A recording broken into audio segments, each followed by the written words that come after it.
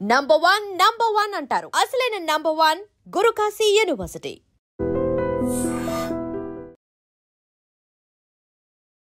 Welcome to iDream news. This is Pawan.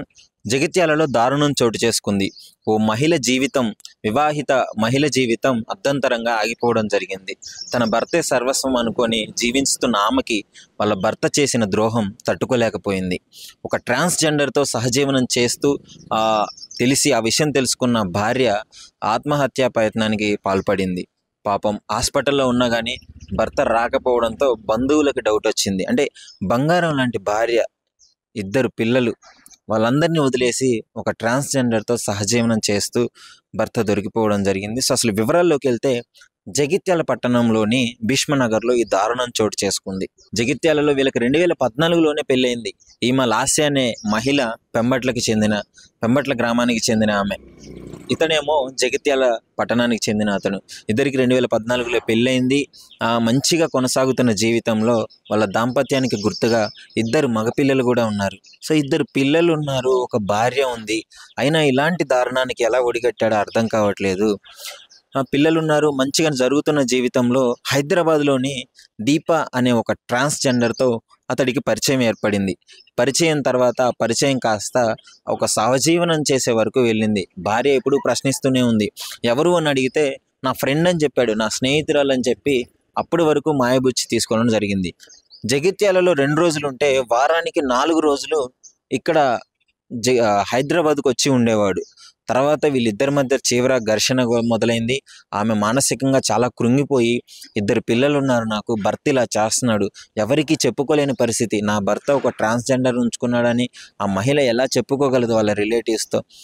ఇంత మనస్తాపానికి గురయ్యి ఎవరికి చెప్పుకోలేక పురుగుల మందు తాగి చనిపోదాం అనుకుంది. పురుగుల మందు తాగిన తర్వాత హాస్పిటల్లో జాయిన్ చేశారు బంధువులందరూ. కానీ భర్త మాత్రం హాస్పిటల్కి కూడా రావలేదు. ఎంత కఠిన హృదయుడో అర్థం చేసుకోండి. చిన్న పిల్లలు ఉన్నారు, కనీసం వాళ్ళ కోసం కూడా రాకపోవడంతో బంధువులకు అనుమానం వచ్చింది. అసలు ఏంటి అని మొత్తం ఎంక్వైరీ చేసుకొని వాళ్ళిద్దరూ జగిత్యాలలోని భీష్మనగర్లో ఒక ఇంట్లో ఉంటున్నారని తెలుసుకొని ఆ బాధితురాలి తల్లి వెంటనే వెళ్ళి ఆ ఇల్లు చూసుకొని వెంటనే తాళం వేసింది. వాళ్ళిద్దరు ఇంట్లో ఉన్న సమయంలో బయట నుంచి తాళం వేసి పోలీసు వాళ్ళకి ఇన్ఫామ్ చేయడం జరిగింది. వెంటనే పోలీసు వాళ్ళు కేసు నమోదు చేసుకొని అక్కడికి రావడం జరిగింది. వచ్చిన వెంటనే తీసుకు మీకు ఆడ విజువల్స్లో కూడా చూడొచ్చు. ఆ ట్రాన్స్జెండర్ ఆ దీప ఎవరైతే ఉన్నారో ఆమె, ఆ రాజశేఖరు, వాళ్ళిద్దరూ బయటికి రావడం జరిగింది. ఇక్కడ ఆ ట్రాన్స్జెండర్ నేను అంటున్నానని మీరు అపార్థం చేసుకోవద్దు. ఎవరైనా సరే ట్రాన్స్జెండర్ అని కాదు, ఇంకో మహిళతో ఉన్నా తప్పే. లీగల్గా నీకు భార్య నచ్చకపోతే నేను డివోర్స్ తీసుకొని ఈ రకంగా నువ్వు ఏదైనా చేసుకోవచ్చు. కానీ ఒక నిండంటి జీవితం ఆగమైపోతుంది నీ వల్ల, 2 పిల్లలు ఆగమైపోతున్నారు. సో ఇది కూడా ఆలోచించలేదు. లీగల్గా నువ్వు నీ భార్యకి డివోర్స్ ఇస్తే నువ్వు ఎవరితో ఉంటున్నావు వాళ్ళు ఎవరిని పట్టించుకోరు కదా.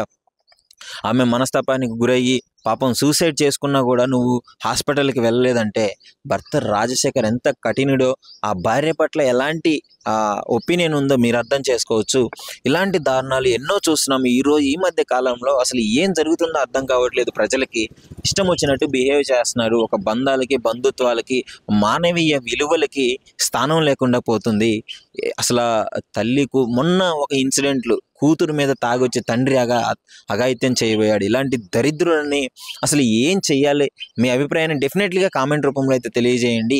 ఈ ఇన్సిడెంట్ అయితే జగిత్యాలలో చోటు చేసుకుంది. సో వీళ్ళిద్దరికీ పోలీసులు పిలిచి కౌన్సిలింగ్ కూడా ఇచ్చినారు. కానీ కౌన్సిలింగ్ ఇస్తే మారే వ్యక్తే అతడు.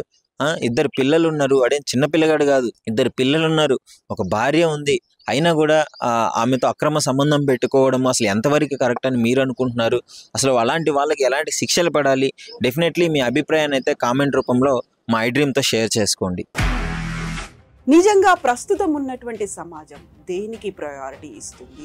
ఆర్థిక సంబంధాల చుట్టూ మాత్రమే తిరుగుతుంది. మళ్ళీ ఎన్నికలంగానే చాలా విరక్తి కలుగుతాం.